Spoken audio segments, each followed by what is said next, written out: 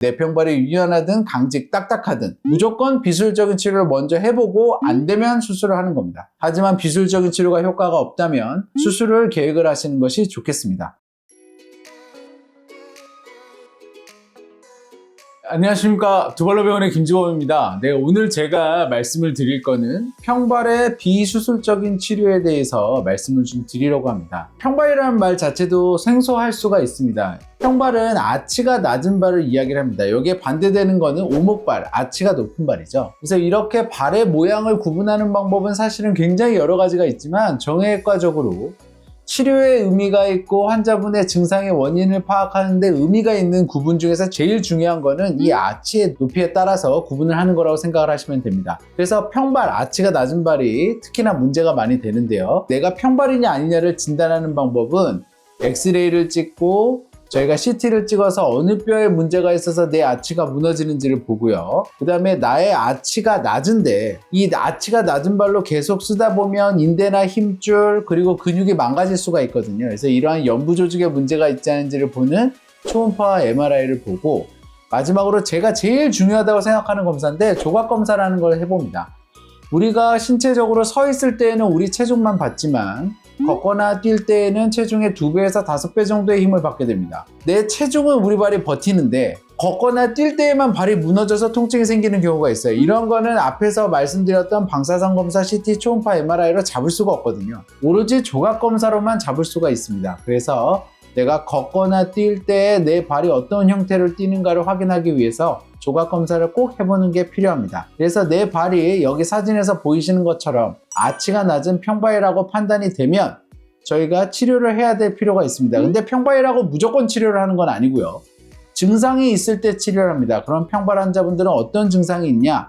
일단은 발의 아치가 다 이렇게 무너지는 거거든요. 이게 아까 제가 말씀드린 조각 검사입니다. 걷거나 뛸 때 이렇게 발의 아치가 모조리 무너진다면 발바닥에 계속 늘어나는 힘을 받겠죠. 근데 발바닥에는 이 해부학 모식도를 보시는 것처럼 수많은 근육과 근막이 있습니다. 그래서 이 근육과 근막이 늘어나는 힘을 받으니까 발바닥 통증이 생길 수가 있고요. 또 평발은 중심을 잘 못 잡습니다. 계속 얘가 흔들리거든요. 그러면 평발 위에 있는, 발 위에 있는 발목이 평발이 계속 흔들리니까 발목도 계속 통증이 생기고 불안정하니까 계속 잘 삑니다. 그래서 발목에 통증과 불편감이 잘 생길 수가 있죠. 마지막으로는 종아리도 당길 수가 있어요. 평발 환자분들은 대부분 아킬레스 힘줄이 짧아요. 그래서 이렇게 무릎을 핀 상태에서는 발목이 올라가질 않습니다. 무릎을 굽힌 상태에서 발목이 90도로 올라가게 되는데 이렇게 아킬레스가 짧게 되면 내가 걷거나 쓸 때 종아리가 계속 당겨지니까 종아리 부위가 불편하고 당기고 아픈 증상이 생길 수가 있습니다. 그래서 평발이 있으면서 발바닥, 발목, 종아리에 통증이 있다면 우리가 치료를 하죠. 그러면 이러한 평발의 치료의 원칙은 제일 중요한 대원칙은 비수술적인 치료를 먼저 한다는 겁니다. 내 평발의 정도가 어떻든 내 평발이 유연하든 강직 딱딱하든 무조건 비수술적인 치료를 먼저 해보고 안 되면 수술을 하는 겁니다. 그럼 비수술적인 치료의 가장 기본은 깔창이에요. 평발의 모든 발의 통증은 발이 무너져서 발의 모양이 안 좋아서 오는 거기 때문에 깔창을 통해서 발의 모양, 무너지는 아치를 받쳐줘서 발의 모양을 교정하는 게 모든 치료의 근본입니다. 이걸 하지 않으면 어떤 치료도 듣질 않아요. 그리고 재밌는 거는 이 발의 모양이 3차원적이기 때문에 이 사진에서 보시는 것처럼 무너진 아치를 받쳐 올려주면 뒤꿈치가 휘어진 부분도 똑바로 서는 게 확인이 됩니다. 그래서 아치 하나만 받쳐주면 발이 전체적으로 모양이 다 잡히는 거죠. 이런 깔창을 한 상태에서 발을 부드럽게 하는 아킬레스 힘줄 스트레칭을 합니다. 아까 제가 평발 환자들은 대부분 아킬레스 힘줄이 짧다고 말씀드렸잖아요. 그래서 이렇게 아킬레스 스트레칭을 해주면 짧은 아킬레스 힘줄도 늘어나는 효과가 있지만 발도 부드러워집니다. 그래서 아킬레스 스트레칭을 하면서 깔창을 신어주고 이렇게 1번과 2번을 생활화했는데도 계속 아프면 그때는 먹는 약, 물리치료, 체외충격파 그리고 재활운동을 합니다.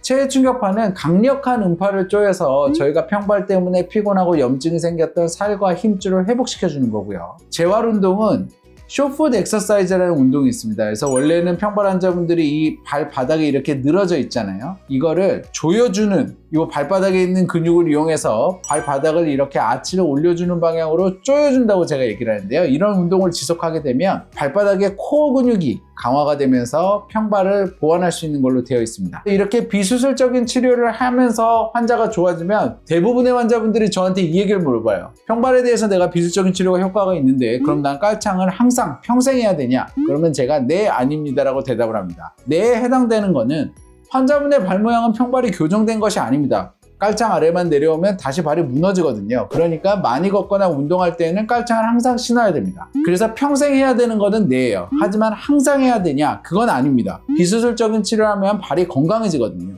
그래서 일정 시간 깔창 없이 걸어도 통증 없이 생활하는 게 가능해지기 때문에 내가 일정상 중요한 일이 있거나 내가 꼭 구두를 신어서 깔창을 신을 수 없는 상황이 생겨도 그 일정 시간은 내 발이 견뎌줄 수 있다는 거죠. 그래서 내가 이러한 상태를 만들 수 있으면 우리가 수술을 안 하는 거지만 만약에 깔창을 하고 이렇게 비술적인 치료에도 지속적으로 통증이 있거나 깔창을 벗을 수가 없는 상황인데 나는 구두를 신어야만 된다면 그때는 어쩔 수 없이 저희가 수술을 계획을 해야 됩니다. 정리해 보겠습니다. 평발은 아치가 낮은 발이고 이러한 평발이 있으면 발바닥, 발목, 종아리 통증까지 모두 가능하고요. 이러한 평발의 증상이 있으면 저희가 치료를 하는데 먼저 비수술적인 치료를 해보고 안 되면 수술하는 게 원칙입니다. 비수술적인 치료는 깔창과 스트레칭이 가장 기본이 되면서 재활운동과 약, 물리치료, 체외충격파를 곁들이게 되면 제 경험상은 70-80%는 좋아지는 것 같아요. 이러한 평발의 비수술적인 치료가 효과가 있으면 깔창은 제한적으로 많이 걷거나 운동할 때에만 신는 것으로 줄일 수가 있습니다. 하지만 비수술적인 치료가 효과가 없다면 수술을 계획을 하시는 것이 좋겠습니다. 경청해 주셔서 감사합니다.